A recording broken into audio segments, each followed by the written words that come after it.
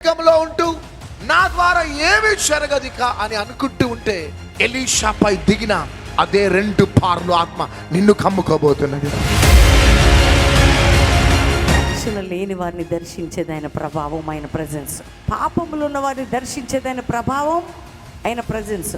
ఏది నిన్ను భ్రమ పెడుతుందో, ఎక్కడ నువ్వు రాంగ్ స్టెప్ వేసావో దానిని తీసి బయట పారవేస్తే నీ లైఫ్లో జరుగుతున్న ఈ తుఫాను అణిచివేయబడబోతుంది.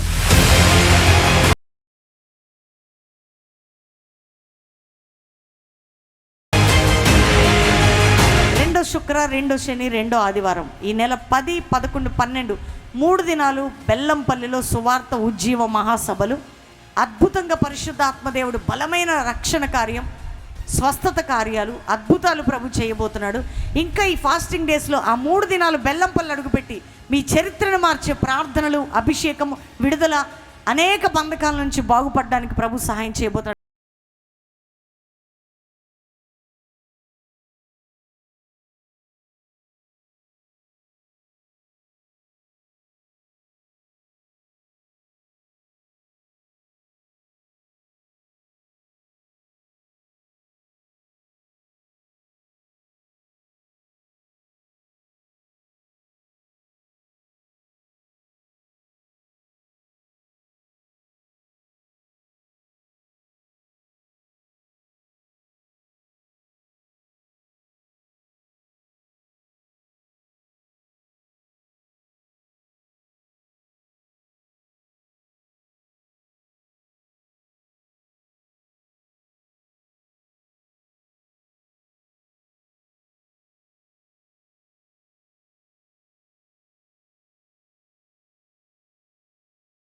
వల్ల నాకు స్వస్థత కలిగింది, పూర్తి స్వస్థత.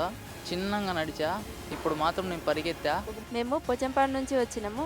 అమ్మకు హెల్త్ బాగాలేకుండా, అంటే నడుమలో గ్యాప్ వచ్చిందని డాక్టర్లు చెప్పిండ్రు, స్కానింగ్లో గ్యాప్ వచ్చిందని చెప్పిండ్రు. అయితే హాస్పిటల్లో చూపించినాం. పూర్తిగా 3 నెలలు బెడ్ రెస్ట్ అన్నారు. బెడ్ రెస్ట్ అన్న పరిస్థితుల్లో మేము కారు తీసుకొని బెల్లంపల్లికి రావడం జరిగింది. ఈరోజు ఆరాధనలో అమ్మ అయ్యగారు ప్రార్థన చేసినప్పుడు స్వస్థత పొందింది. అమ్మ నడవడమే కాకుండా ఈరోజు బెల్ట్ పట్టుకొని ఉరికింది. ఇప్పుడు మా భార్య మొత్తం నడవలేని పరిస్థితిలో ఉన్నది. హాస్పిటల్ తీసుకపోతే అక్కడ డాక్టర్ గారు ఏమన్నాడంటే అన్ని చెకప్లు చేసి వెన్నుపూస బెండ్ అయిందమ్మా, ఆపరేషన్ చేయాలన్నాడు. ఇక్కడ బెల్లంపల్లి చర్చికి రావాలని మా హృదయంలో మేము మనసులో అనుకున్నాము. ఇక్కడ బెల్లంపల్లి ఇక్కడ వచ్చినాక ఆ దేవుడు మమ్మల్ని స్వస్థపరిచిండు. ఉరకమ్మ అనగానే ఉరికింది. అంత యాక్టివ్గా, అంత హుషారుగా ఉన్నది. దేవునికి స్తోత్రం. నేనే పరిగెత్తుకుంటూ ఉరికినా, చాలా సంతోషం అనిపించింది నాకు. మేము ఫస్ట్ టైం బెల్లంపల్లి వచ్చాం. నా భార్యకి నడుము నొప్పి ఎప్పటి నుంచో. అక్కడ చాలా హాస్పిటల్కి తిప్పాము, చాలా ఇబ్బంది పడేది.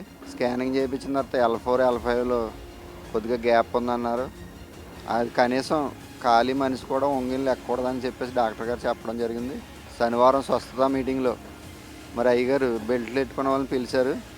మరి పిలిచిన తర్వాత నడవలేని పరిస్థితిలో ఉన్నా కూడా చాలా స్పీడ్గా నడిచింది. చాలా మాకు మరి ఆనందం వేసింది. మరి ఏసైకి వందనాలు, స్వస్థపరిచిన ఏసైకి వందనాలు. మరి నేనైతే బ్యాక్ పెయిన్తో 4 సంవత్సరాల నుంచి ఎంతో బాధపడ్డాను. ఎన్నో హాస్పిటల్ తిప్పారు. ఎన్ని మందులు వేసుకున్నా, ఏం చేసినా కానీ తగ్గేది కాదు. నేనైతే అనుకోలేదు నేను ఇలా స్వస్థత పడతానని. నేనైతే ముందు చాలా పెయిన్ అనుభవించేదానండి. నాకు ఈ పెయిన్ భరించలేక ఒక్కొక్కసారి రాత్రులు చచ్చిపోతే బాగుండన్నట్టు కూడా నేను చాలా ఫీల్ అయ్యేదాన్ని. కానీ అట్టి స్థితిలో ఉన్న నన్ను దేవుడు ఎంతగానో స్వస్థపరిచినందు యేసయ్యకి నా